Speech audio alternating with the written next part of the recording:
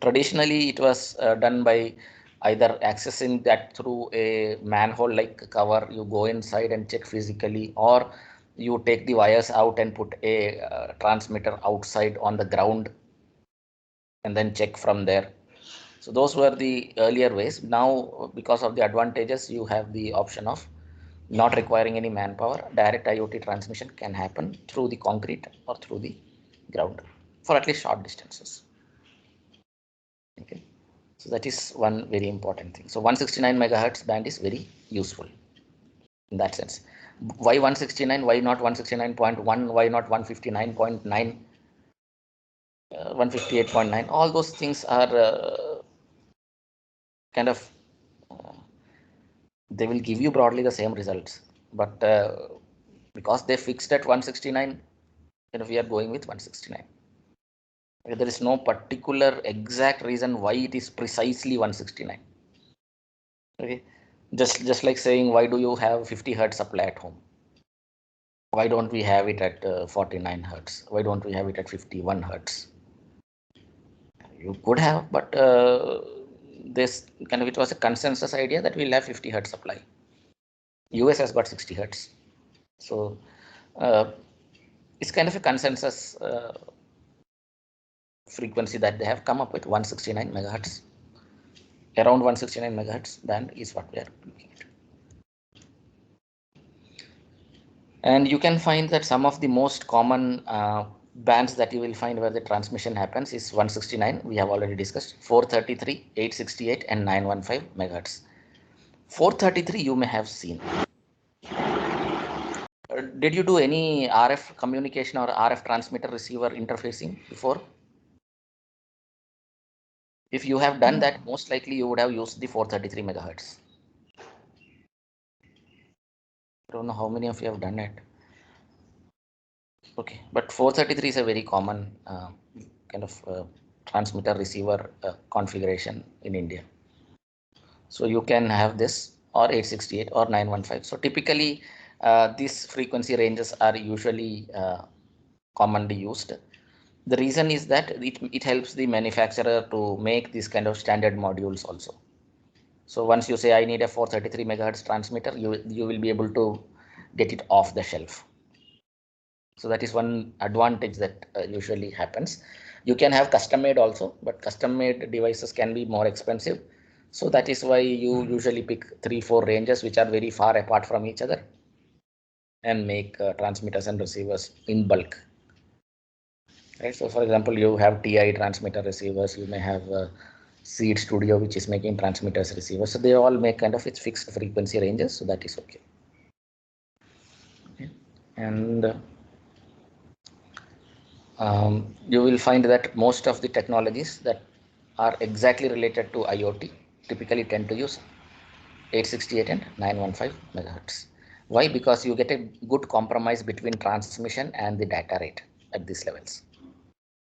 Slightly higher data rates and okay transmission distances.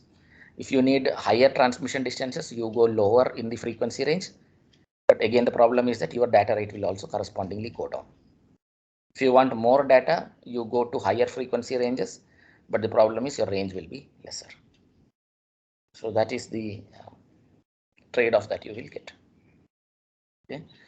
And the bands that you will find are LoRa, Sigfox are very common, 802.1115, 802.15 and 802.11ah. So these frequencies, if you want to have the standards, if you want to have a look at the standards, you can go to IEEE's standard pages. IEEE on the internet, IEEE has got separate portals for each of these standards. It's a very complicated portal for each of them, but you can have a look at what is going on, how do they arrive at. It may be slightly difficult for you to understand at the time, but you can have a look at this. So each of the standards have their own standard committee. They make their own recommendations. There will be a lot of white papers related to how they came up with these standards, so on and so forth. So if you're interested, please just type this in internet. It will take you to the IEEE's standard page. Okay, each standard has got a separate page with the whole details from right from the committee and the recommendations and the white papers and so on and so forth. So if you're interested in moving towards this communication aspect of it, this will be a good point to have a look, or just maybe to increase your general knowledge, you can have a look at this. Okay. So this is what we have been talking about. We are summarizing the whole thing here. You need to look at what the country is allowing you to do. If you don't do that, you could fall out of favor with the law of that land. So please be careful on what can be done. And best option will be to buy off-the-shelf components and not rig up your own network. Because if you buy off-the-shelf components, the good stores usually only will be stocking the components which are acceptable in this country. So better buy off-the-shelf components and integrate them rather than wiring up your own transmitters and receivers. Okay. And you can find that you have unlicensed bands, and you will find that 868 and 915 center frequency bands are the most commonly ones used in IoT. And you have to follow all the regulations. So any questions so far? No, sir. So now we move on to the next aspect, which is the idea of power consumption. Okay, we have discussed this over and over and over again many times. You have the idea of IoT nodes, which can be of two types. We have discussed this before also. You can have the ones which are connected to a power source, like the AC mains or something like that. So they are kind of, you have a 12-volt adapter or 5-volt adapter, and you are connecting the board to that, right? So that is how I think some of you may be already using your Arduinos or something like that. Raspberry Pis are usually used like that. Arduino also you may be using like that. You will have a 12-volt adapter or something, or 5-volt adapter, and just plug it into the main supply, connect the other end to Arduino, turn it on, the Arduino will start working. That is the idea of a powered node. Battery powered nodes obviously are the ones which require batteries to work with. And all, as I already told you, the remote nodes are all battery powered. Typically, there is no other option anyway. So that's what happens. Okay, and you have to remember that the battery nodes are required to have a lifetime from a couple of years to 10 to 15 years. Imagine the lifespan required for this, right? So your batteries need to last 15 years. They may be rechargeable, but still you have to ensure that they are not passing through the charging discharging cycle so frequently that the battery gets spoiled in a few years. So you need to keep the battery's temperature controlled. You need to keep the enclosure so that there is no humidity or dust which is coming in, which will short the battery. There are several requirements which will be needed to make sure that the batteries last for 10 to 15 years. Especially for rechargeable batteries, there is something called the charging cycle. So from once the battery is fully charged and then it gets drained, and then you charge the battery again, then you drain it again. So each of this charge discharge cycle is referred to as the cycles of the battery. And each battery type will have its own lifetime in terms of the number of cycles it can handle. So it is usually a good idea to allow the battery level to go down to a low value and then charge it, rather than continuously keeping the battery topped up. Because if you are continuously topping up the battery, the usable capacity of the battery may deteriorate over time. So that is a problem that people face with their mobile phones also. If your mobile phone or your laptop has always been plugged into the outlet, then you will find that its backup battery power will automatically begin to reduce. Your battery backup will reduce even though you are not using it. The battery backup is actually reducing because you are not using it and you are continuously keeping it topped up. So it's kind of so the chemical reactions inside that become permanent, and you do not get the charge capacity that is required. Okay, so that is there. And next we go to topology. Any questions on this? No, sir. This is something we have done before also. I don't think there will be any issues. So and then next we go to the topology, and we are looking at three major type of topologies: star, mesh, and peer-to-peer. If you remember, when we talked about the wireless sensor networks, we talked extensively about the mesh network, right?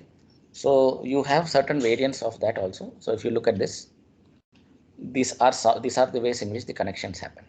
Star topology is when you have one central node, which is usually a full function device, and you have all the smaller nodes which are like partial function devices. So usually these nodes which are on the outside are able to transmit locally only. They cannot directly connect to the cloud. Usually this is done to save the cost of the nodes. Why should you add an extra module to connect to the internet? It's a big headache, no? Unnecessarily it will add cost and all those things. So what they do is they add a simple local transmitter, and a local transmitter will just simply transmit to the central full function device, which will be connected to the internet. So it will consolidate information from all of these nodes, and in one shot transmit or update all the details to the cloud. Problem with this is that the network is highly dependent upon the full function device here. If this fails, the whole network will go off the air. So that is a challenge that you have to look at. It's a kind of a trade-off of uh, cost versus say reliability. So usually what happens is whenever you have no option but to use star topology, people will usually be having some kind of redundancy built into this. So there will usually be a backup system which will be ready to take over from the first one if it fails. So for star topologies, it is usually preferable to have some sort of redundancy built into it, a backup device. Okay. So the second category that you will find is the mesh type topology, and in mesh you can see you have several full function devices which are capable of talking to individual small reduced function devices also, and to the cloud also.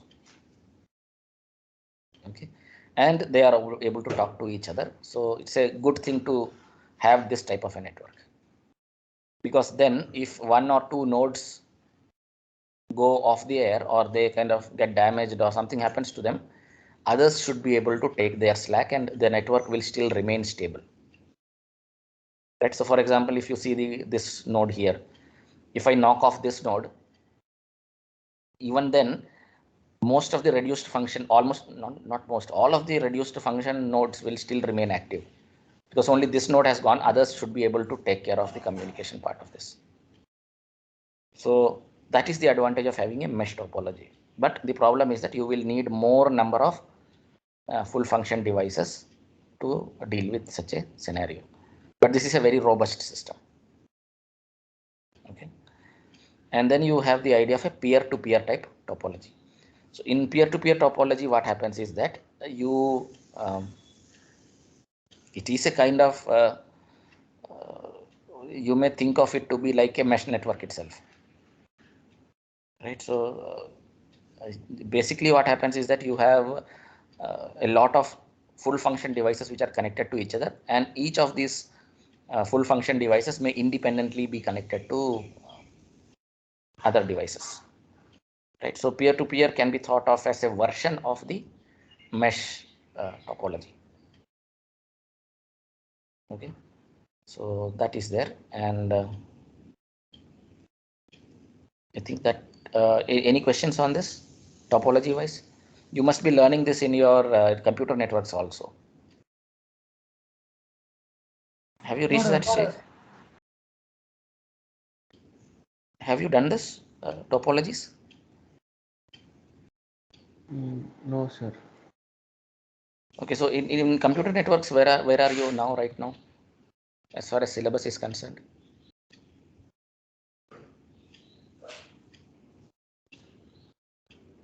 We are in HTTP and we are seeing about cookies and stuff, sir.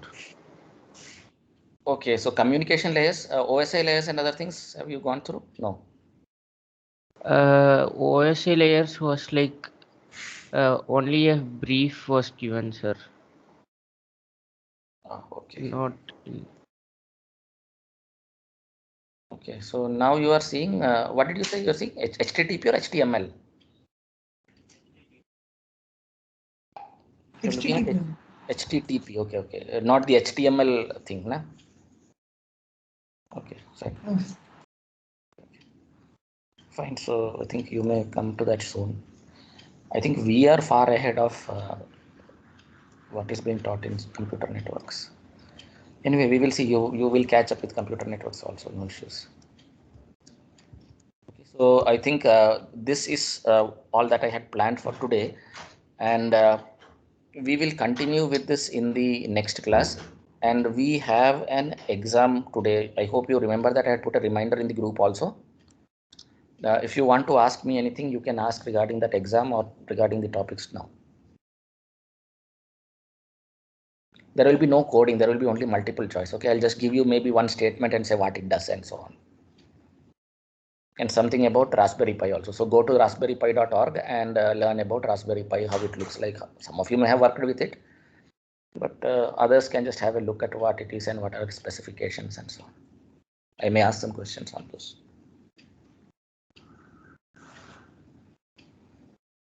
Okay, any questions? No, sir. Okay. All right then. So if there are no further questions, I think we have reached the end of class for today, because next class will be slightly more complicated than this. So I will be kind of starting a new topic on this itself. So please be prepared for this. Today's test, it will be through AUMS, and we'll see. Sir, Please after the test, will we have class, sir? No, only test. Okay, sir. MCQ question. Multiple choice, fill in the blanks, true, false. Okay, sir. Okay, then just give me a second. I'll take the attendance. Okay. Okay, then thank you all for attending. We'll meet in the lab. Thank you, sir. Thank you, sir. Thank you, sir.